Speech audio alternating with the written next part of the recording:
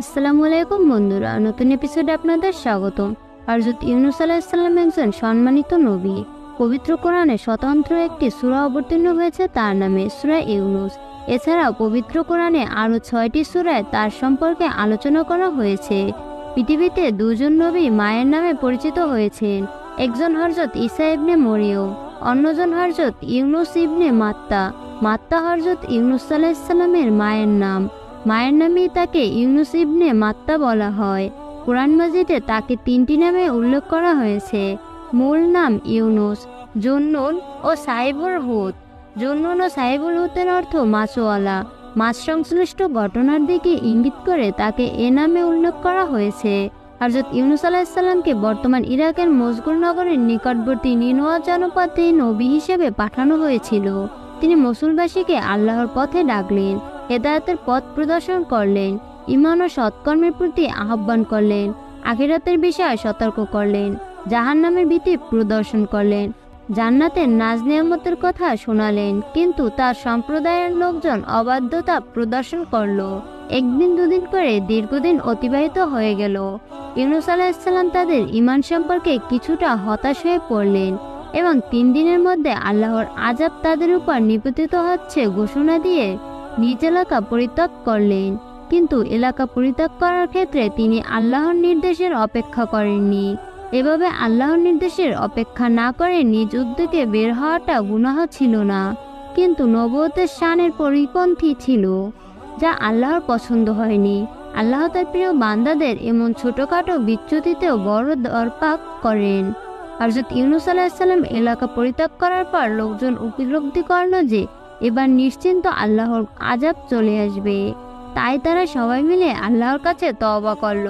লোকালয় ছেড়ে বনবাদরের দিকে চলে গেল।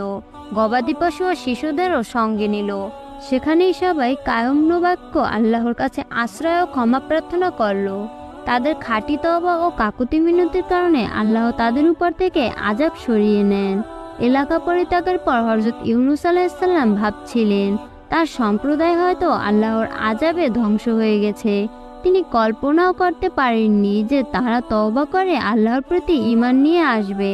ফলে তিনি যখন জানতে পারলেন তারা সবাই ঈমান নিয়ে এসেছে, একদিকে তিনি বিস্মিত হলেন, অন্যদিকে ভীত স্বতন্ত্রস্ত্র হলেন। ভীত হওয়ার কারণ ছিল তিনি তাদের বলেছিলেন ৩ দিনের মধ্যে আল্লাহর আযাব আসবে, কিন্তু তাদের দোয়ার কারণে সেই আযাব সরে গেছে। সুতরাং তারা তাকে মিথ্যাবাদী সাব্যস্ত করে হত্যা করতে পারে। তৎকালে মিথ্যা বলার শাস্তি ছিল হত্যা। এই শঙ্কায় তিনি স্বদেশে না ফিরে দূরদেশে হিজরতের ইচ্ছা করলেন। এই উদ্দেশ্যে মানুষ বোঝাই একটি নৌকা চড়ে বসলেন। নৌকা মাঝ নদীতে পৌঁছামাত্রই প্রচণ্ড বেগে ঝড় তুফান শুরু হলো। বিশাল বিশাল ঢেউয়ের ধাক্কায় নৌকা ডুবে যাওয়ার উপক্রম হলো। অবস্থা বেগতিক দেখে মাঝিরা বলল, এখানে মালিকের অবাধ্যতা করে কেউ নৌকা আহরণ করেছে। মাঝিদের বিশ্বাস ছিল কোনো অন্যায় কাজ করে কেউ নৌকায় আহরণ করলে এমন পরিস্থিতি তৈরি হয়। সুতরাং তারা বলল, এমন কেউ থাকলে তাকে নদীতে ফেলে দিতে হবে, তাহলে অন্য যাত্রীরা এই বিপদ থেকে রক্ষা পাবে। তখন যাত্রীদের মধ্যে লটারি দেওয়া হলো। লটারিতে হযরত ইউনূস আলাইহিস সালামের নাম এলো। ৩ বার লটারি হলো, প্রতিবার তার নামই বেরিয়ে এলো। হযরত ইউনূস আলাইহিস সালাম নদীতে ঝাঁপিয়ে পড়লেন। ইতিমধ্যে একটি বিশালদেহী মাছ এসে হযরত ইউনূসকে গিলে ফেলে। সেই মাছের প্রতি আল্লাহর নির্দেশ ছিল হযরত ইউনূস আলাইহিস সালামের অস্থিমজ্জার যেন ক্ষতি না হয়।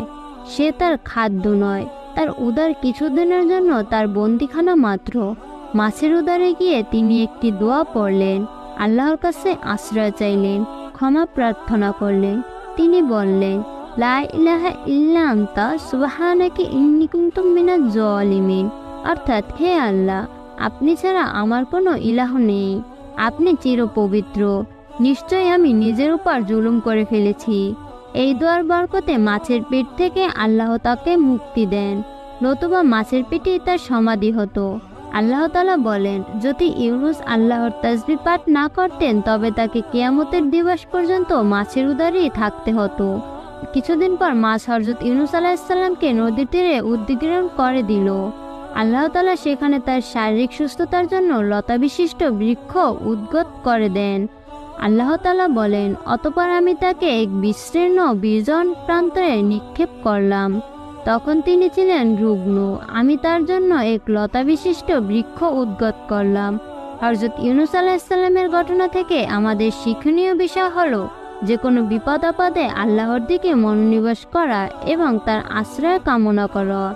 হাদিস শরীফে আছে, যে কোনো উদ্দেশ্য হাসিলের নিয়তে যদি কেউ লা ইলাহা ইল্লা আনতা সুবহানাকা ইন্নী কুনতু মিনাজ জালিমিন এই দোয়াটি পড়ে, তবে আল্লাহ তার উদ্দেশ্য পূরণ করে দেন এবং বিপদ থেকে রক্ষা করেন।